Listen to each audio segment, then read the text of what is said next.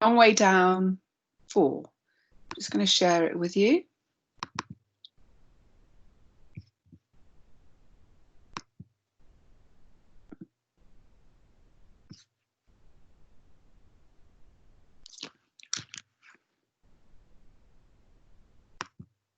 Frick had his own cigarettes and his own matches.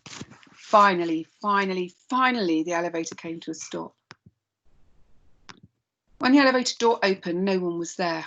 I reached over and pushed the L button again and again and again and again, because that's what you do when you want the door to close faster. Another one of those elevator rules. Come on, I huffed under my breath, impatient, pissy, pissed off, scared, scarred, and straight up uncomfortable being crammed in this stupid steel box, this vertical coffin. Another second. Uncle Mark chuckled. You'd never survive in prison, nephew. Finally, the elevator door began closing. I exhaled, happy we were almost there. 1 floor to go. And just before it was shut, before the door clicked in place, 4 fingers slipped in, just barely catching it. The elevator door began opening again. Him, Sean, stepped into the smoky box wearing exactly what he wore the night before, blue jeans, t-shirt, gold chain, but not his alive outfit, his dead one, the one that came with blood stains. Everybody was so happy to see him. Sean, Buck yelped, reaching out for him.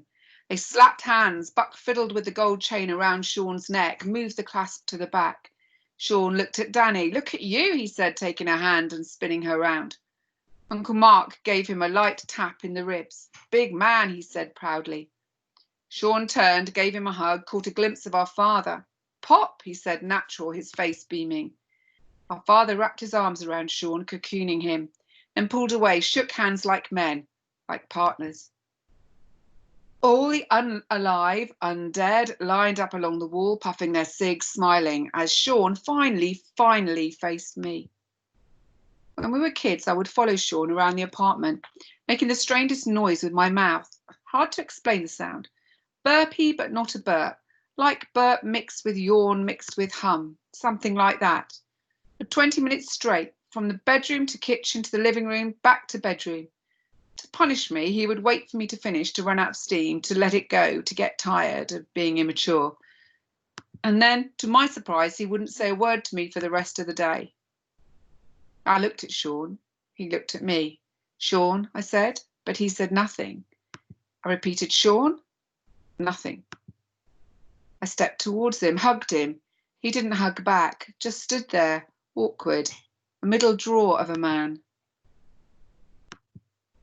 I asked him why he wouldn't say nothing, why he was ignoring me, but still nothing, not a word, not even a smile. I told him about the drawer, the gun, that I did like he told me, like Buck told him, like our grandfather told our uncle, like our uncle told our dad.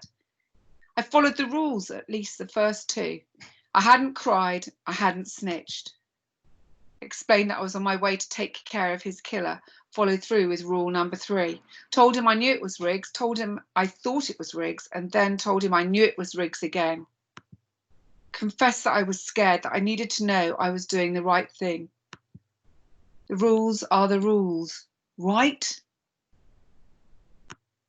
Sean? I was breaking down. The tears were coming and I did what I could to hold them back. Took my eyes off Sean, hoping to fight the crying, feeling by not looking. But everywhere else was everyone else, cigarettes glowing like a bunch of L buttons.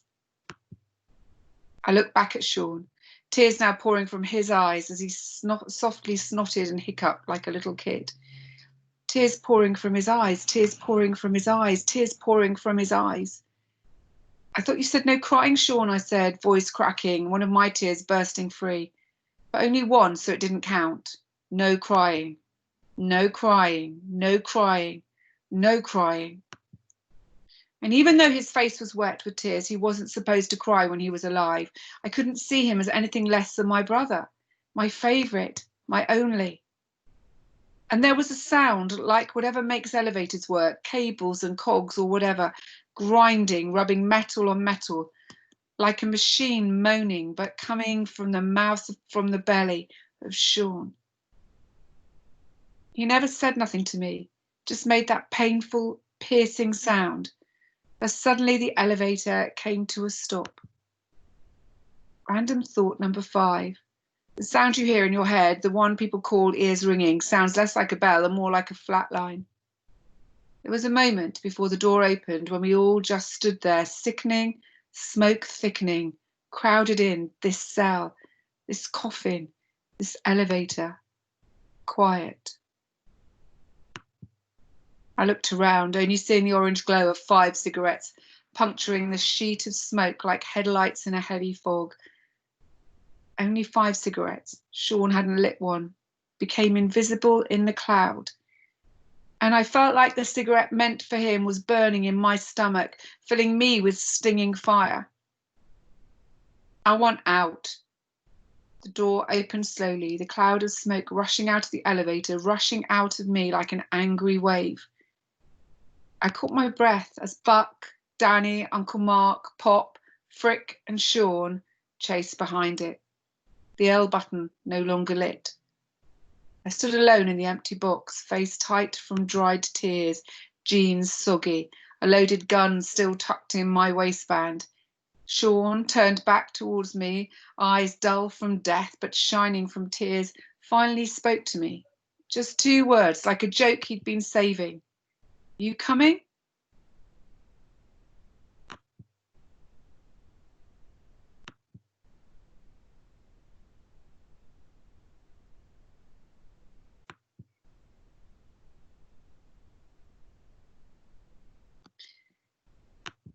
Well, that's the end of that story.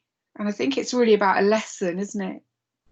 It's about thinking for yourselves. It's about perhaps not always following the rules. It's about listening to what people say and learning from the experiences that they've had and maybe not making the same mistakes. I'm going to read the acknowledgements here because this is what the author has written. I'd like to give special thanks to my agent, Eleanor Giovinazzo, who saw this work first and suggested I write it in verse, and to Larissa, Helena, Alice Swan, and all the great folks at Faber and Faber who took it, brought on the incredible Chris Priestley and helped me to shape it into what it is now. Thank you to my family, and more importantly for this book, my friends who have been with me in precarious situations where our humanity curdles and our ethics are put to the test. I couldn't have written this without our childhoods. To the young men and women serving time in detention facilities, your stories, your testimonies matter. Your lives are often sacrificed by the failures of people twice your age, but you will make it. You will make it.